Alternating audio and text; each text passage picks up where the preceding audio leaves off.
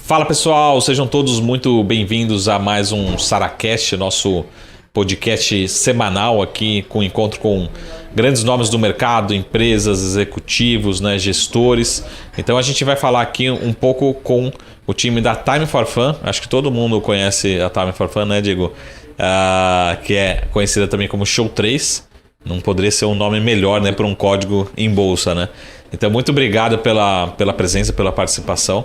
E a gente vai falar aqui, lógico, que também com preocupação em relação ao desempenho do papel, enfim, mas a gente vai falar muito do operacional da companhia. Lembrando que a gente está terminando nessa gravação desse podcast, terminando agora o resultado do segundo trimestre, então a gente não tem essas informações ainda. Então todas as informações apresentadas aqui vão ser até o primeiro trimestre.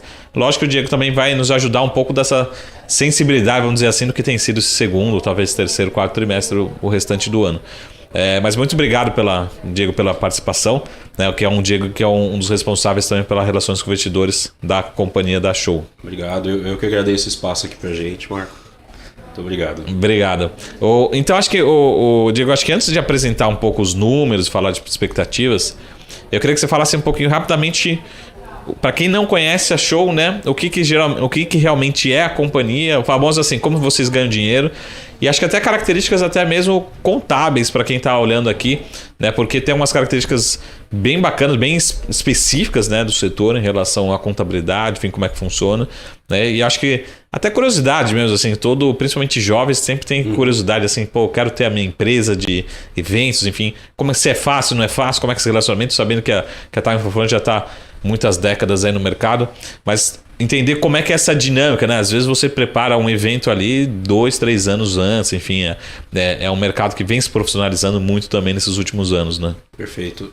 O mercado de eventos ele é um mercado muito cíclico, né? Ele tem momentos de alta, momentos de baixa, ele vai se profissionalizando, depois ele fica um pouco mais pulverizado e por aí vai. A Time for Fun hoje é a única empresa de capital aberto, desde que a gente abriu o capital, é a única empresa no Brasil de capital aberto nesse setor. Isso traz alguns diferenciais para a gente, principalmente em governança, claro, né? E também no relacionamento com principais players desse mercado, patrocinadores, que têm a confiança de colocar o nome dele associado a gente, justamente por esse background que a gente tem. Então esse é hoje o nosso principal diferencial, mas de que forma que a gente ganha dinheiro, né? Esse mercado, como você falou, todo mundo tem um sonho, eu vou fazer minha empresa de evento, vou ganhar dinheiro ali fazendo festa e tudo mais, mas também por trás roda um economics muito grande e um P&L que é importante, gera muito emprego, é importante muito para a economia brasileira. A gente hoje a gente é a única empresa do mercado de entretenimento também que atua de forma totalmente verticalizada. Isso significa que a gente captura valor em todos os elos da cadeia do entretenimento. Então a gente não só promove eventos, como a maior parte das empresas faz a promoção, mas a gente também opera casas de espetáculo, a gente opera bilheteria, então a gente faz a venda do ticket online, mas a gente também vende alimentos e bebidas, merchandising, então outros produtos relacionados àquele evento. Então a gente faz toda a exploração disso. A gente ganha dinheiro, então a gente distribui os nossos negócios nessas verticais que eu falei. Então a primeira vertical, que é de promoção de eventos, tá ali realmente o core, o que a gente vai fazer, né? Então a gente tem dentro de promoção de eventos, a parte de música ao vivo, que é o que a Time for Fun é mais conhecida, né? Dentro de música ao vivo a gente costuma dividir também em festivais e headliners tours, ou seja, a turnê de um artista só. Dentro de festivais hoje o nosso mais conhecido, óbvio, é o Lollapalooza, né? O que traz o grande movimento até em São Paulo, né? Hoje o segundo maior festival do Brasil, o maior festival aqui em São Paulo, e com tamanho até se aproximando do Rock in Rio, que é o grande destaque do mercado.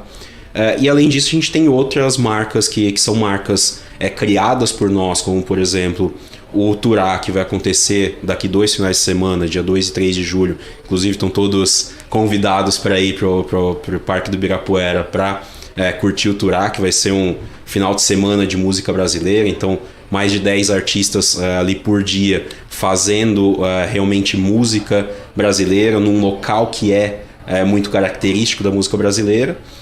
Além disso, o Girls, que também foi lançado logo antes da pandemia, em março de 2020, que é focado no empoderamento feminino, mas é um festival também. E o Pop Load, que já acontece há mais de 9 anos e que a gente comprou essa marca em 2019. Então a gente tem essa plataforma de festivais e dentro de música ao vivo ainda os Headliners Tours. Então, exemplo agora, os shows do Justin Bieber que vão acontecer em setembro, que a gente está trazendo, além de alguns shows indoor, exemplo do Dream Theater, que você é um grande fã, que a gente está trazendo também em agosto aqui para São Paulo, além de outros eventos indoor, né, nas casas. E aí como é que a gente ganha dinheiro com promoção de eventos? Basicamente a venda dos ingressos, então o valor de face do ingresso, contra o custo, que é o custo de produção daquele evento. Então, montagem do palco, a segurança, custo de produção, som, luz, tudo isso, e o cachê do artista, que é o principal custo que a gente tem hoje, né? Dado isso, a gente tem ali um resultado que a gente chama de resultado da promoção do evento. A esse resultado de promoção do evento, aí a gente integra esses outros resultados que a gente chama de verticalização. Como eu falei, eu tenho também receita de tickets, que é a venda do ingresso online, que é quando você decide comprar um ingresso online e não na bilheteria, tem a cobrança de uma taxa de conveniência por você ter essa conveniência de comprar da sua casa. Essa receita também é uma receita que a gente coloca dentro de casa. Os custos disso são os custos de manutenção da plataforma tecnológica. A gente hoje tem a nossa plataforma de venda de ingressos, né? Então tem todo o custo de desenvolvimento dessa plataforma, manutenção e tudo mais, e isso faz frente a essa taxa de conveniência que é a receita de tickets. E além disso, dentro dos eventos, alimentos e bebidas, né, e merchandising, a venda disso dentro dos eventos, e óbvio, os patrocínios que vêm acima disso e que são o que fazem a grande diferença nos econômicos dos eventos. Além de música ao vivo, a gente também tem aqui em São Paulo o Teatro Renault, que hoje é o teatro mais bem capacitado no Brasil para receber espetáculos da Broadway, e a Time for Fun, ela é o único produtor de musicais originais Broadway no Brasil. Então a gente também tem a promoção desses eventos. Hoje a gente está com Família Addams em cartaz ali no Teatro Renault, e no segundo semestre a gente deve ter uma nova peça em cartaz também, sempre originais da Broadway trazidos aqui pro Brasil. Deixa eu só fazer umas perguntas aqui que acho que são importantes para entender o negócio em si. A gente pegar o caso, acho que do Lollapalooza, entender, se você puder já responder essa pergunta antes, o quanto que representa hoje para vocês o Lollapalooza, talvez em faturamento, vamos dizer assim, num ano, assim. O Lollapalooza desse ano, ele acabou representando um pouco mais do faturamento de um ano normal. No ano normal, o Lollapalooza é cerca de 20% do nosso faturamento. Esse ano ele vai dar um pouco mais, cerca de 30%. Por dois motivos. Primeiro, porque esse foi o maior Lollapalooza da história. Em questão de público, ele superou um pouco o de 2018, que era o maior que a gente tinha até então. Só que o ticket médio ficou muito mais alto do que o de 2018, porque a gente vendeu boa parte, 2/3 dos ingressos deles antes da pandemia. Então eu tinha um ticket médio que era muito semelhante ao de 2018, basicamente trazido pela inflação para 2019. Sim. Quando a gente reabriu agora em 2021 para edição de 2022, a gente capturou muito da demanda reprimida de 2 anos sem eventos. Então, você tem o público consumidor de entretenimento, ele ficou quase 2 anos sem ir em nenhum show, sem viajar quase direito e tudo mais. Então tinha ali uma poupança e uma demanda reprimida também para capturar ali. Como a gente tinha uma carga de ingresso muito menor para vender, só 1/3 dos ingressos, já que 2/3 já estavam vendidos antes, a gente também fez um escalonamento de lotes para que a gente pudesse capturar o melhor do ticket médio naquele momento. E, enfim, a demanda estava tão grande que o que foi colocado à venda foi vendido numa velocidade muito rápida e foi um sucesso total de público. Então, se a gente tivesse mais 20%, 30% de ingressos à venda, provavelmente teria vendido essa carga toda. Então, por isso ele representa muito mais. A gente também teve um aumento de patrocínios, né? Mas principalmente a bilheteria representou muito mais. E o restante dos eventos também, a gente tem uma receita um pouco menor nos demais eventos. Principalmente porque a nossa estratégia durante a pandemia foi diminuir os custos fixos da empresa, saindo de eventos menores que geravam um top line legal, mas o bottom line não era tão saudável assim, e focando em eventos maiores. Então o Lollapalooza e outros festivais são um foco da companhia daqui para frente, mas a gente saiu de casas de espetáculo principalmente. Então, exemplo do Credit Card Hall, que é uma casa emblemática daqui de São Paulo, mas que a gente deixou de operar em março do ano passado. Quando a gente fez isso, o nosso top line diminuiu. Só que, como você pode ver no resultado do primeiro trimestre, apesar do top line ter diminuído, a margem total da companhia aumentou até. Porque os eventos que a gente vai fazer daqui para frente são eventos maiores, mais saudáveis para a companhia. Então, são tiros muito mais certeiros e que também demandam uma equipe muito menor para fazer. Então, a gente também ganha no lado do SG&A, porque a gente não precisa investir tanto, ter uma estrutura fixa tão grande para manter ali uma casa com 4 shows por semana. A gente faz ali a cada 2 meses um festival ou um show até numa casa alugada, um show específico de um artista que a gente tem certeza que vai dar resultado. Você já foi até além da... Desculpa. Era só para... Não, antes que eu esqueça, para entender um pouco do negócio, só para um ponto importante.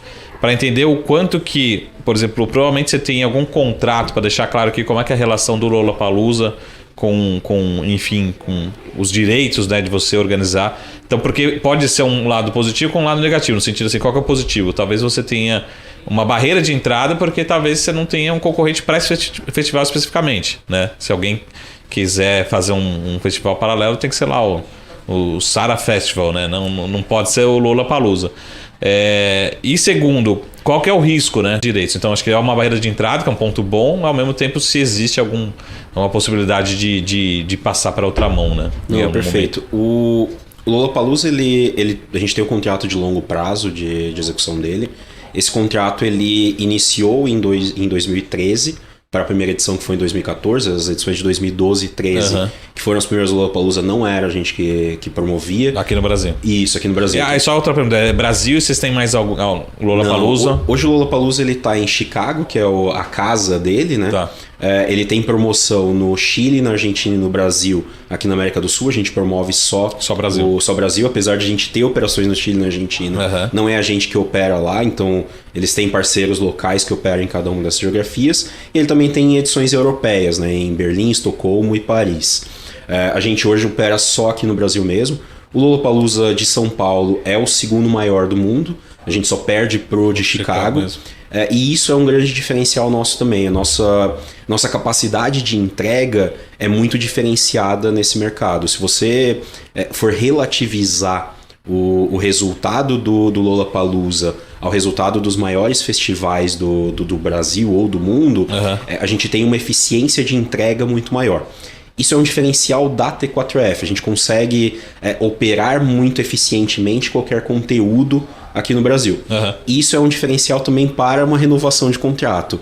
Quando você vai procurar um parceiro para renovar, você vai querer o parceiro que melhor te entregue resultado. Então, quando a gente for fazer a renovação, que a gente já está, inclusive, conversando sobre a renovação desse contrato, o parceiro, que é o detentor da marca, ele vai querer quem melhor entregue. Então, lá em 2012, 2013, por exemplo, ele entregou o Lollapalooza na mão da Geo Eventos, que foi quem trouxe o Lollapalooza para o Brasil.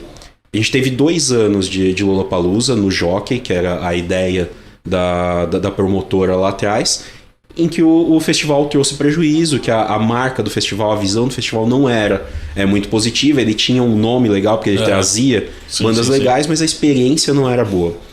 Parte assim que a gente assumiu, parte do nosso case era: vamos levar para outro lugar, um lugar onde a gente tem uma experiência melhor e que a gente consiga também explorar melhor o economics do festival. E a gente levou para Interlagos. Então, a nossa marca de inovar nessa implantação e fazer mais eficientemente é um desses diferenciais na negociação.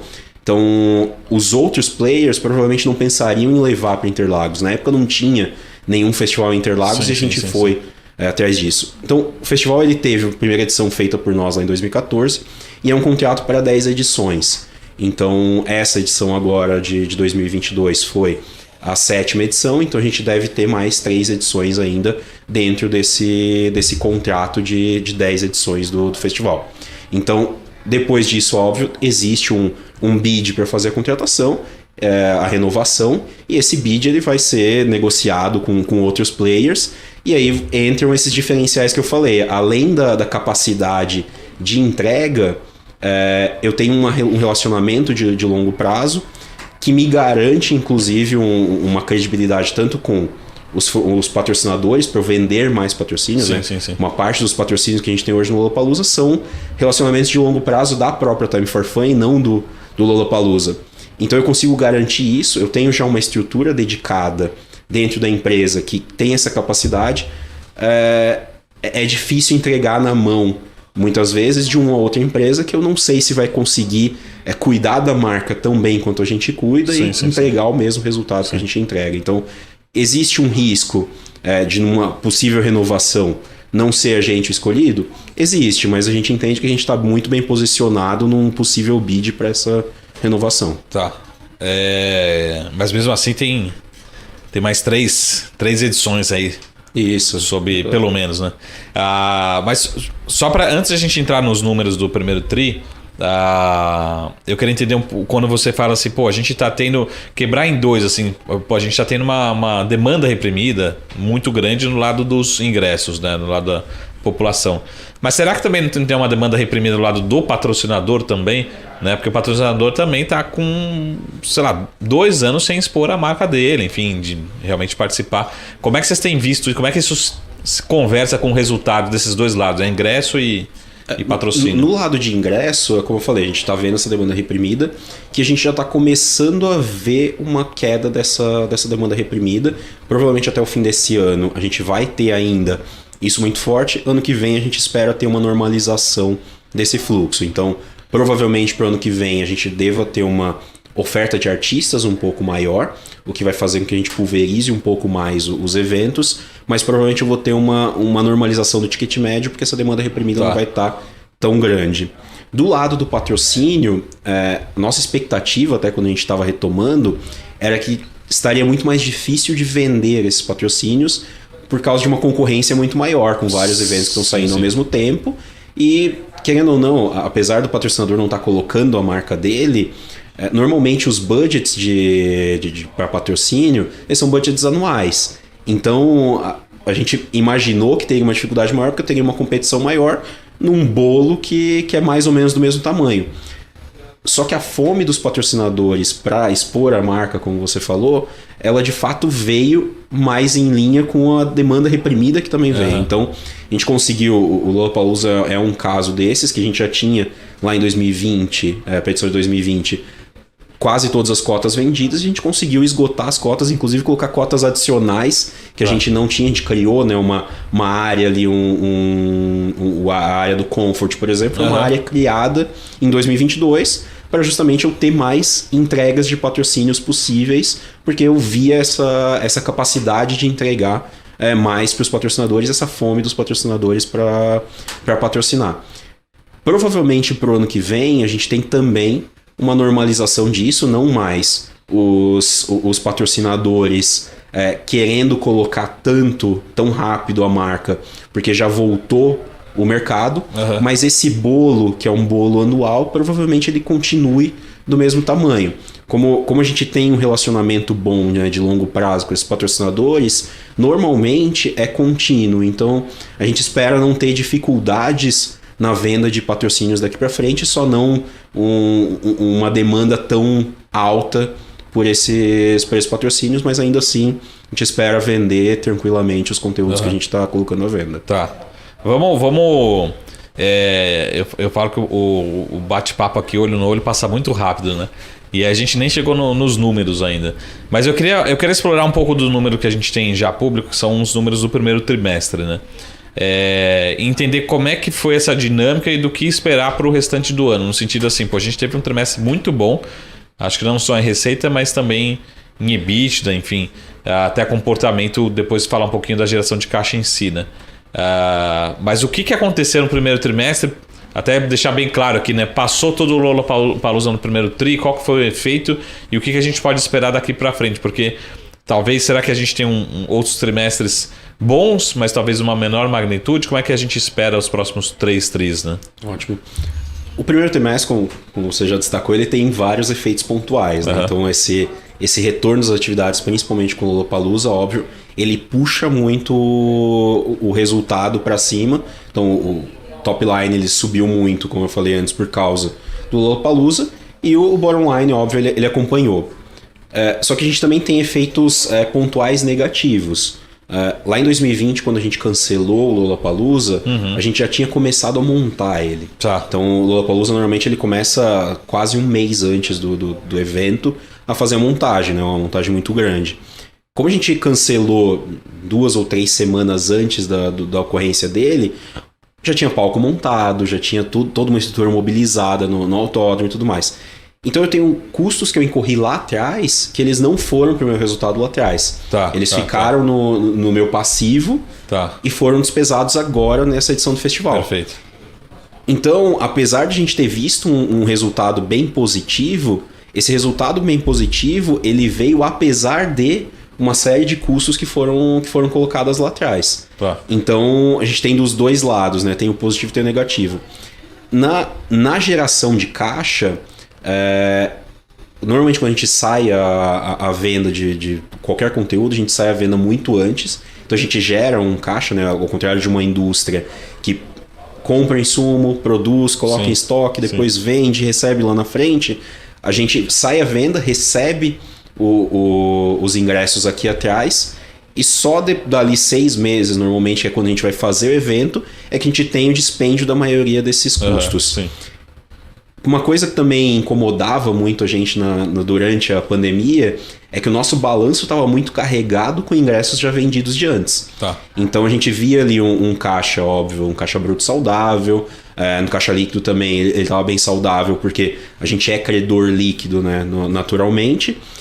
Mas eu tinha muitos ingressos para entregar ainda. Tinha 180 mil ingressos só do Lollapalooza, mais um volume de ingressos de Taylor Swift, que também foi cancelado lá atrás. E isso incomodava a gente, porque quando a gente voltasse, a gente teria que pagar esses ingressos, né, entregando os eventos. A grande parte disso foi entregue agora. Então daqui para frente, a geração de caixa que a gente vai ver também é uma geração muito mais limpa, é uma geração de caixa sem dívidas do passado. Eu entreguei quase tudo no Lollapalooza, o que sobrou vai ser quase totalmente entregue com o Justin Bieber. Uma partezinha muito pequena ainda fica para ser entregue em outros eventos que o público quiser utilizar os créditos que tiveram da pandemia para frente. E daqui para frente a gente espera ter um resultado, óbvio, do tamanho que foi o resultado do primeiro trimestre. Seria leviano eu falar que a gente vai ter essa repetição, porque a gente não tem um Lollapalooza por trimestre para puxar esse resultado. Mas a margem, a gente espera que ela se mantenha uma margem positiva, uma margem muito parecida.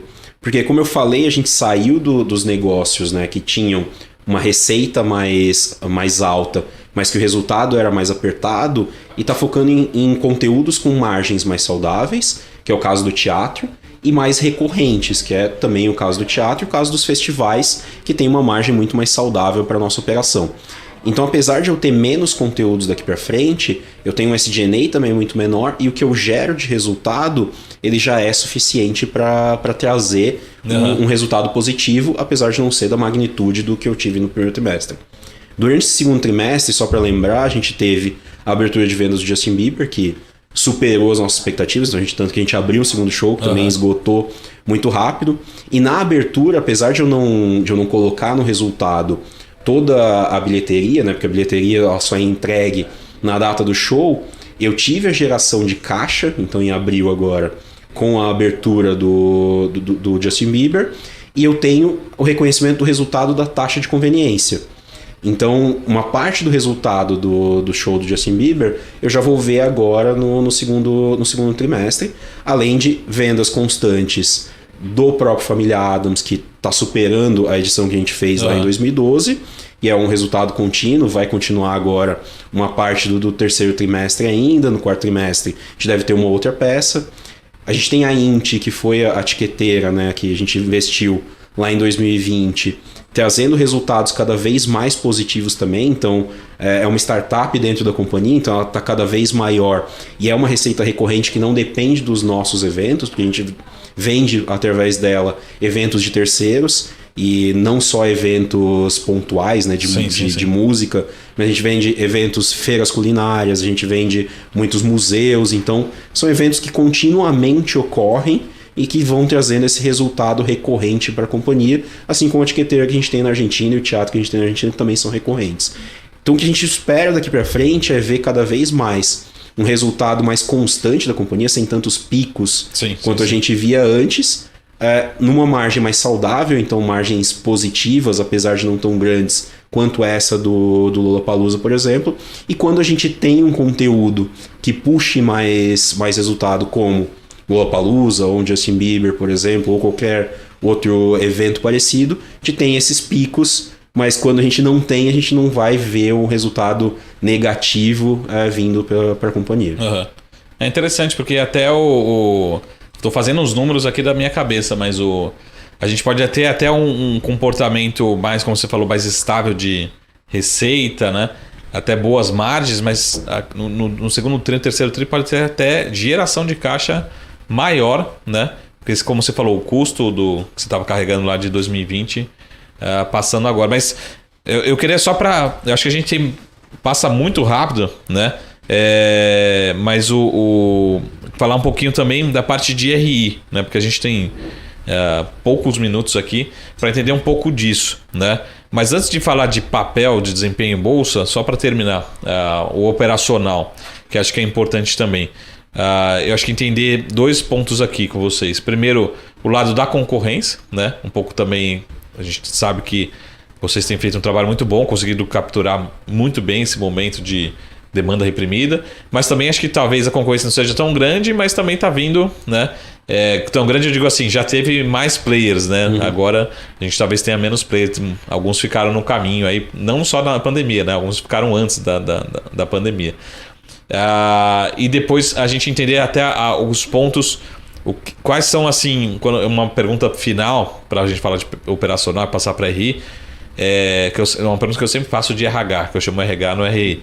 Assim, o que é a companhia daqui a 5 anos, né? Ou seja, quais são os objetivos de longo prazo, né? O que você acha que pode ter a mais, assim, trazer mais Lollapaloozas, né? Ou seja, o que realmente pode ser um diferencial que a gente não esteja ainda. Lógico que é tudo planejamento, nada está né, já não é um guidance aqui, né? Mas primeiro falar de concorrência, depois a gente fala um pouquinho de RH aqui de longo prazo. Falando de concorrência, o mercado de entretenimento, como eu falei no começo, ele é um mercado cíclico, né? Ele tem aumentos de concorrência, depois diminuição e por aí vai. Um exemplo foi ali em 2011, quando a gente saiu no IPO. O nosso IPO foi um IPO que chamou muita atenção no mercado, justamente por isso. O mercado não costumava ver entretenimento como de fato um mercado que tem dinheiro na mesa. Era mais festa. E quando saiu o nosso IPO, chamou muita atenção no mercado e veio muito concorrente também. Na época a gente teve o Grupo Globo entrando com concorrente, o Grupo ABC entrando com concorrente, teve o próprio Eike Batista entrou com a própria empresa dele também no mercado. A gente teve um mercado inflando muito, então teve muitos concorrentes entrando ali. A partir de 2013, 2014, esses concorrentes eles foram saindo do mercado. Acho que todas que você citou aí, entre umas 4 e 5 já não existem mais, né? Na verdade, todas as empresas deles focadas já não existem mais com esse nome, né? Com esse nome. Então a Geo Eventos, que era da Globo, foi a que trouxe o Lollapalooza, como eu falei, ela saiu do mercado na sequência. A XYZ, que era do Grupo ABC, também saiu do mercado. E a IMX, que era do Eike Batista, ela ainda está no mercado, mas com foco um pouco diferente, agora ela é do Mubadala. E já é outro nome, MM agora, né? Sai o X entre o M. E ela hoje tem um outro foco muito mais em esportes, em eventos de família. Então sai um pouco da música ao vivo, que lá atrás ela estava focando um pouquinho também. Então eu tenho esse ciclo baixando, logo na sequência eu tenho um aumento de novo ali para 2017, 2018 e até agora, um pouco antes da pandemia, de concorrentes entrando de novo no mercado. Durante a pandemia a gente vê Alguns concorrentes saem, alguns novos entram, mas a gente espera que daqui para frente a gente tenha de novo um ciclo de a concorrência voltando a patamares normais, mas a estratégia da companhia é sair um pouco mais desse mar vermelho, que é o mar de música ao vivo, de headliners tours, onde está a grande concorrência por conteúdos, e focar um pouco mais no mercado de entretenimento que não tem tanta concorrência assim, que é, primeiro, festivais. A gente tem hoje já um crescimento de festivais, mas não está tão ocupado assim esse mercado, então tem espaço para explorar. Uma das nossas avenidas de crescimento é aumentar a nossa plataforma de festivais, por exemplo, do Turado, Girls, do Popload que a gente falou, e de algumas outras marcas que a gente pretende lançar ainda esse ano e até no ano que vem, nos próximos anos, fazer uma expansão tanto dentro do Brasil com marcas próprias, quanto pegar algumas marcas dessas que a gente já tem no Brasil e aumentar também, expandir elas internacionalmente. Tá. A ideia de trazer um Lollapalooza novo, por exemplo, existe também? Existe. Se tiver alguma oportunidade clara nesse mercado de uma marca dessa querer vir e a gente conseguir se associar, óbvio, é uma ideia.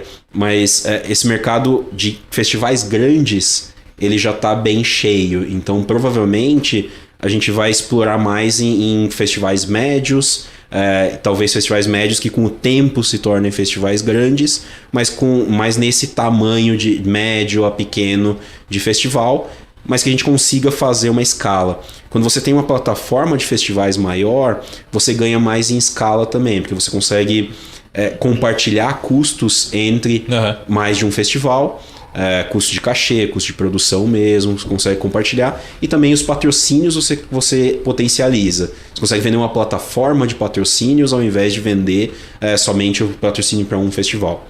Então, nossa primeira avenida de crescimento é em festivais, justamente para atacar essa concorrência num nicho um pouco diferente. Nossa segunda avenida de crescimento é em eventos de família. Então, também aí a gente tem um diferencial que, como eu falei, a gente é o único produtor Broadway desde 99, então a gente traz hoje, e o Teatro Renault, nosso teatro aqui em São Paulo, ele é conhecido como um teatro que traz os melhores conteúdos para o Brasil. De colocar um conteúdo lá, ele é um sinônimo de qualidade daquele conteúdo e vai vender. Então, explorar essa força do Teatro Renault e dos conteúdos Broadway nossos, e entrar também em conteúdos um pouco diferentes. A gente vai lançar agora no segundo semestre, por exemplo, alguns conteúdos de experiências imersivas que a gente fala. Hoje você tem exposições, por exemplo, que a gente chama de experiências contemplativas. Você vai até o evento e você olha, você contempla o que está lá. Sim. E tem outros conteúdos que são experiências imersivas em que você interage mais com aquele evento. Então, a gente também vai trazer alguns conteúdos nesse sentido de experiências imersivas, que são conteúdos de família. Quando você tem um conteúdo de família, primeiro, ele é mais extenso, então você tem uma recorrência maior daquele mesmo conteúdo trazendo resultado, e você tem também um share of wallet maior, porque você consegue capturar tanto da criança, né, do filho ali, quanto do pai, do avô, que tem interesse por ver aquele conteúdo. Um teatro, por exemplo, ele vai a família inteira. A família Adams vai da criança ao adulto, todo mundo gosta do conteúdo. Então, aí é um segundo ponto onde a gente vai também evitar um pouco essa concorrência em Headliners Tours, que é onde o mercado está mais congestionado. E aí agora, saindo um pouco de concorrência, falando do restante das avenidas de crescimento, né? Como você falou, o que é a empresa daqui 5 anos, né?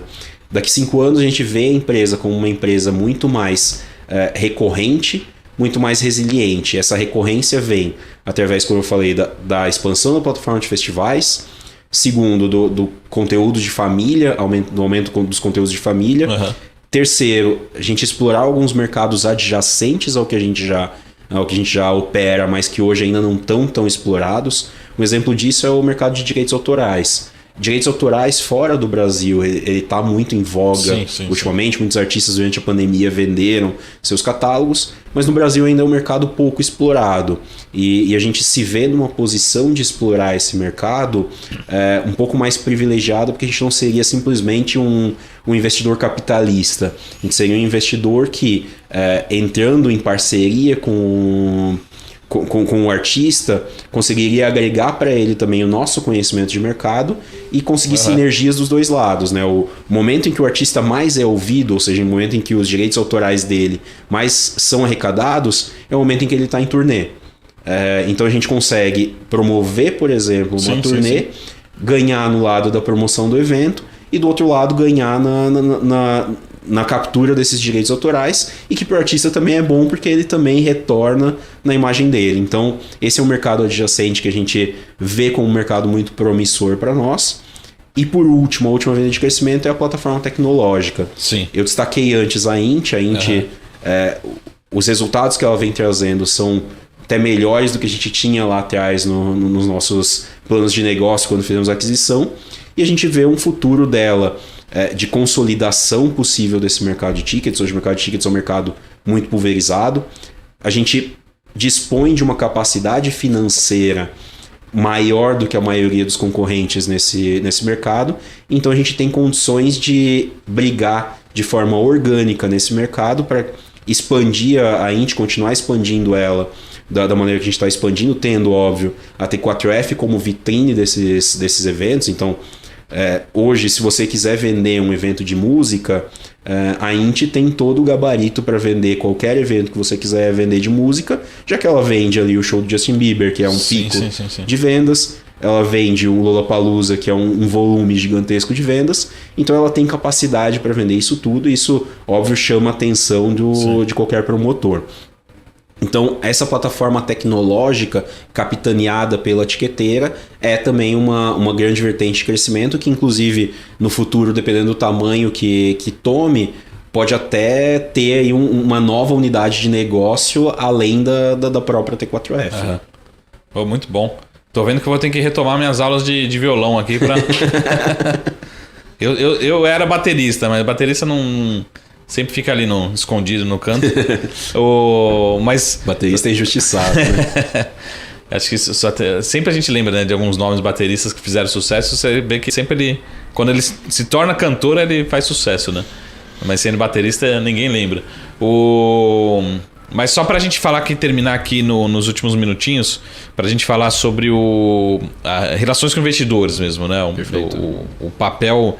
Assim como acho que diversas ações, e também por ser uma ação menos líquida, conhecida como small cap, né, uma empresa menor, também tem sofrido nos últimos, vamos pegar aqui, os últimos anos. E hoje, aproximadamente, números, né, bem aproximados, a companhia vale em mercado cerca de 200 milhões de reais, né, valor de mercado. Mas assim, fazendo umas contas, até pelo resultado do primeiro trimestre, a gente vai ter uma geração de caixa e EBITDA super saudável nesse ano, né? Possivelmente, como você falou, 2023, e aí entra numa constante, enfim. E é mais uma empresa que está sendo negociada aí, de novo, minhas contas aqui, minhas avaliações, mas talvez 2, 3 vezes, né? Ou vamos fazer o inverso, né? 3 vezes ou menos a geração de caixa projetada para esse ano. Que é um número muito baixo, né? Quando eu falo de IPOs, de outras companhias, né, tudo mais constante, a gente avalia as companhias em 6, 8, 10 vezes a geração de caixa. Hoje tem empresa negociando, como o caso de vocês, né? Entre 3 e 2 vezes, né, a geração de caixa de um ano, do EBITDA. Como é que tem sido, só para fechar aqui, como é que tem sido a demanda, né, pelo time de RI? Como é que você vê essa procura por esses ativos?